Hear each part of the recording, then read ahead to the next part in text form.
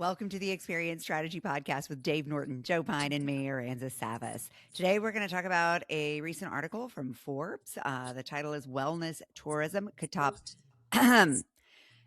900 billion with a B in 2030. Luxury hotels are racing to keep up.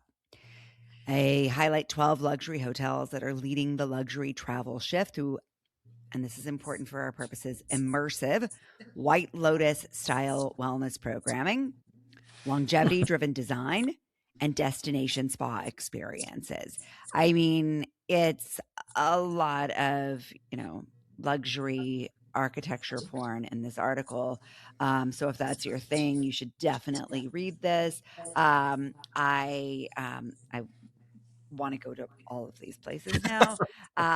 So sold. Thanks for influencing me, Forbes. Beyond that, though, to our point here on the Experience Strategy Podcast, I think there are a few things we really need to talk about. Number one is luxury, which we've talked about a lot on this show. Number two is what the immersive aspects are and how important that is.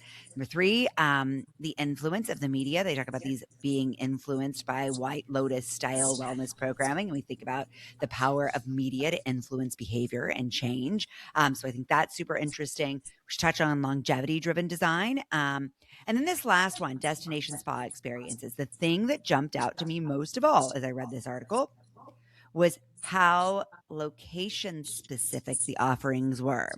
And so really, this is, I don't think what the article was about, but for me, the key takeaway in this trend is that these top destinations are the ones that are leveraging their authentic environments and repositioning those as a wellness solution. And so, if you're in Sedona, it is all about the healing rituals. If you're in Greece, it's about the water, which seems a little bit obvious, but it really feels like they are telling a story here that says, we immerse you in a film, in a script that is an aspirational lifestyle, both in terms of luxury, but also a place where you can imagine yourself living out the fantastical experiences that you've seen on Netflix. The fact that now is valued at close to 900 billion or on its way to 900 billion.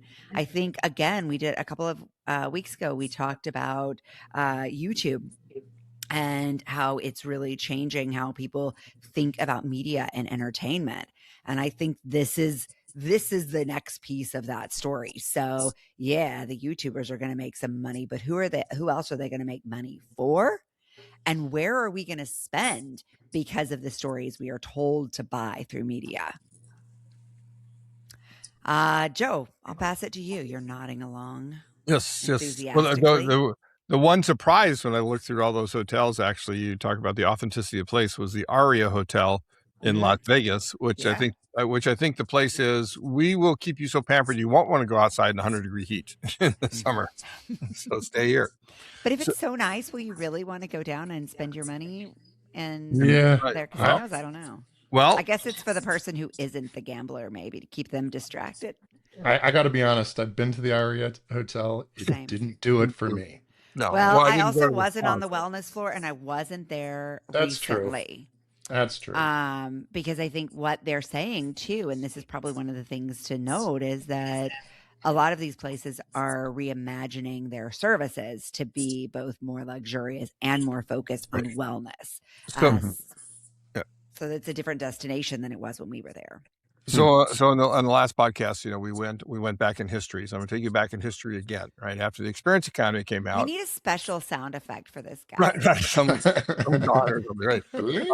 2000, 2001, 2002. I worked with MGM in Las Vegas, and did a lot of work with them. And one of the things I told them was that there will come a day, right? It might be 15, 20 years, but there will come a day when you will make more money off of the non-gaming experiences that you stage than you will off the gaming. And they were like, you're crazy, right?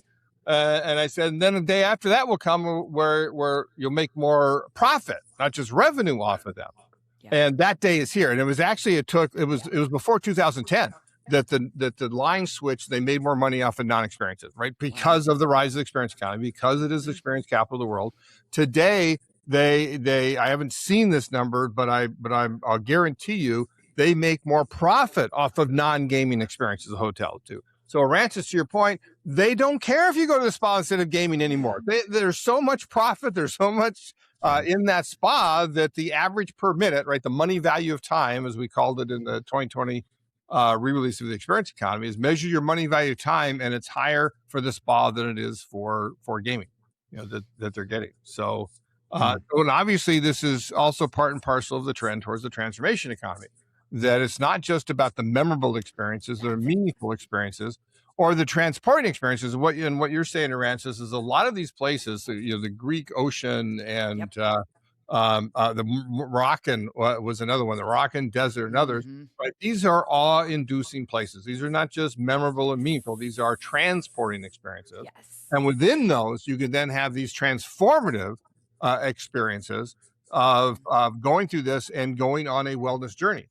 Or often it's you're already on this wellness journey and you're going on vacation and you're going to use this to take the next step on that journey. That's the hotel and spa is almost like a chrysalis for between what you were before and what you're going to become, and they're helping you do that. And if you think of your place as a chrysalis, whatever it is, then there's so much value in thinking about how you help people on their journey. I first came up with that idea at a third place summit in Rotterdam in January, whereas all these third places, surprisingly, a lot of them were libraries, but the libraries consider themselves third places as well. And I told them that this is what you need to do, is think of yourself as a chrysalis. Everyone coming through there is on a journey. And how do you help them reflect and push them forward to the next part of the journey? And when you're actually providing the daily fitness regimens, the longevity and the energy programs, the luxury skincare, all the anti-aging supplements, doing the spas and massages, you can just do a tremendous push forward on those wellness journeys. Well, and I think the longevity piece of this is especially relevant, right? Because a lot of these other things like a massage, in our research with people in terms of their definition of transformation, we came to understand that it was less expansive than we might have initially thought, right. That they really were looking for that sustained impact and something more profound than a massage or a facial could ever give them. But longevity, that's true transformation. Right. And so I think that, and I kind of think that this like ability to step into imaginary worlds is creating an impression of transformation, even if it's not actually delivering transformation. So I think that's kind of interesting. It's fascinating to think about what transformation means. High-end, elite, luxury transformation. What does that mean? You're going to live years longer. You're going to be stronger. You're going to be more in balance. And you'll be more healthy in the years that you live is one of the key things. Yeah, right. That's a fascinating. And richer. Yeah, well, I think all of that is. Depends on how much money you spend on the longevity. Irrelevant. We don't want that. You can't logic emotion, Joe. Right. But I think that's a fascinating kind of thing to take a look at, because it is kind of that convergence of things like GLP-1s and biometrics and prevention and hormone optimization and fitness tracking. All of these different. Oh, yeah. Oh, yeah. Let's do an episode on that. That's one ugly looks maxing. Ugly yeah. Yeah. I love it when we interrupt ourselves with a different episode we want to do. But you've got all of these different things that are kind of converging at the same time and creating this luxury experience. Luxury used to be about exclusivity. Only a few people could participate. And maybe to a certain degree, that's still the case. Certainly, the cost is prohibitive for some people, but what I'm understanding now is it's not like who has the biggest diamond. It's not like who has the nicest car. It's like who Right. can who can go to Greece and enjoy the waters of Greece, really feel the blue that's associated with everything Greece, and eat the food and walk away with their sleep better, their biometrics better, fully prepared for the next Right. wonderful experience that they're going to Actually have. rejuvenated. And like really, when you present it that way, just like sit with it for a second. I think it makes so much sense that we're willing to spend so much more on that Yeah. because it is lasting. It's an actual transformation instead of just a temporary visit to a destination. Yeah. It's It's a fascinating much thing. bigger promise and it holds much higher value, which is the whole premise of the transformation book. It's interesting that the number one thing we think that you could do to make the value increase is cost free. And that's just a little bit of reflection. Yeah. So like you give them all of these, you do the biometrics, you do the prevention, you do the hormone optimization, do all of that right there in Greece, but you got to get them to reflect, which is costs nothing. But if you do it, it makes all the difference, right? Remember we were at the Rival travel event last September in DC, right? And working on that, we came up with the idea that the understanding rather that reflection automatically and retroactively increases the value of the experience. Right? If you just get people to reflect on it, to understand what the highlights of it were, then it cements those memories in. To understand the impact it's having on you now, which then helps you cement your aspirations and what you're trying to become, and then think about what the possibilities are in the future, which include, man, I got to do this again, and I got to tell my friends about it, and so forth. So you're increasing the value by getting your guests, I'll say, your aspirants to reflect. It's one of the number one things that experienced stagers don't do today. That Did should you be guys doing. watch White Lotus? No. I've watched a couple of episodes. I I've got through seen the whole season series. 1. Yeah. Okay. So most recent series really focuses on the power of the guide, both for good and bad, right? So you have one. You're gonna say, don't people die in this thing? I thought that's always. That's part of the thing. but not from the treatments, one right? of the guides, right? Like, and there's always guides though in every season. Yep. And so like in this most recent season, there is a guide who is a destructive force, but there also are guides which are highly productive forces. And you actually see, as a part of this imagined landscape, you see what it might be like to actually have essentially a therapist with you on your holiday.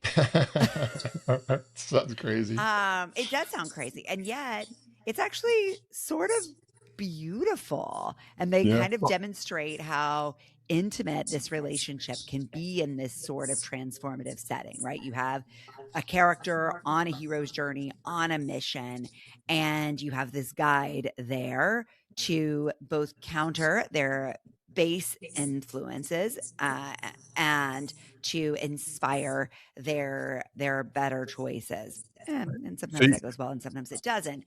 But I actually think for folks who are trying to understand the potential of the transformation economy, I think it's a pretty interesting way to start imagining and envisioning what's possible. Did you say it's on Netflix? I think it's Netflix. Is it Netflix? Right. I think it's Hulu, isn't it? Hulu. I think it's on Hulu. I thought one of the reasons I didn't watch it terrible. was on something else. I couldn't tell you. There is, for me, no differentiation between the streaming platforms. So that's the next episode too. Yeah, we got to do that. But little piece of a little factoid for you: the creator of White Lotus. Do you know what he does for his transformational experiences? He's a Survivor person. He's been on Survivor multiple years. This year he got voted out awfully early, but I'm blanking on his name right now. Yeah, I am too. I've read a lot of stuff with him. He's a kooky dude. Yeah, but I didn't know he was on Survivor. yeah, he's on Survivor, so that's the exact opposite, right? But So if you are in still, hospitality, and I'm sure there's other situations, including third places in that, think about also then taking the next step, Aransas. You talked about the power of the guide. So reflection is the third step of this encapsulation, as I call it in chapter 4 of the experience economy, right? The number one model for experienced stagers to become transformation guiders. And it starts with preparation, which some people, academics call preflection, right? So do the preflection before the experience. Then you have that sets them up, primes them for it. Then you have the experience. Then you do that reflection. And then the final step is integration, right? Which is after they leave your place, how do you still help them integrate them into your, this experience into your life? And I read an article, I think Wall Street Journal, but maybe someplace else sort of last fall, that talked about several luxury hotel destinations that had integration therapists, right? That specifically to help you with integration on transformations that you're undergoing elsewhere and there. And it's just like, it's the next step to be able to add that part, not just the reflection part to your experience.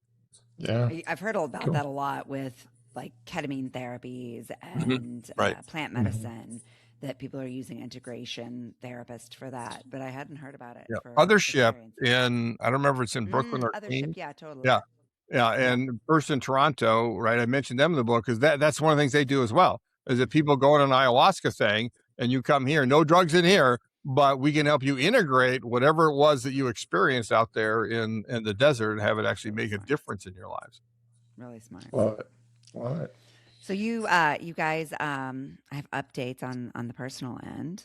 My daughter has chosen a college. Woo! Oh. And every time somebody asks her what she California wants to do when she grows up, she says, I want to start a third space for creative young people. Great. Wow. So there you go. She takes after her mother just a little bit. I swear I had no influence. Right. Sure. I really didn't. It was someone who created third spaces that influenced her. And she had no idea that I had anything to do with anything similar to that. So you don't have to name the place, but where is it? I'll name the place. It's great. She's going to Ithaca. It's a huge school. Ithaca, okay, in New York. Yeah. Ithaca. Let's be on the East Coast then.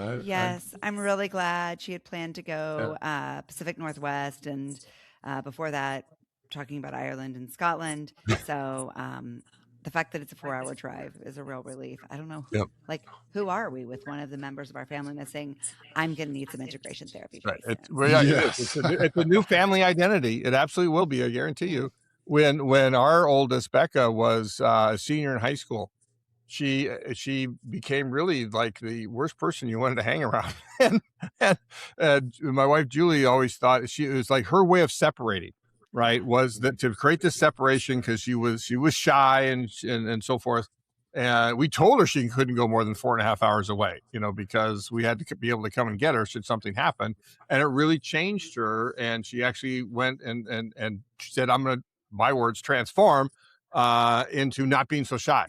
Right, and she did that, and it was effective.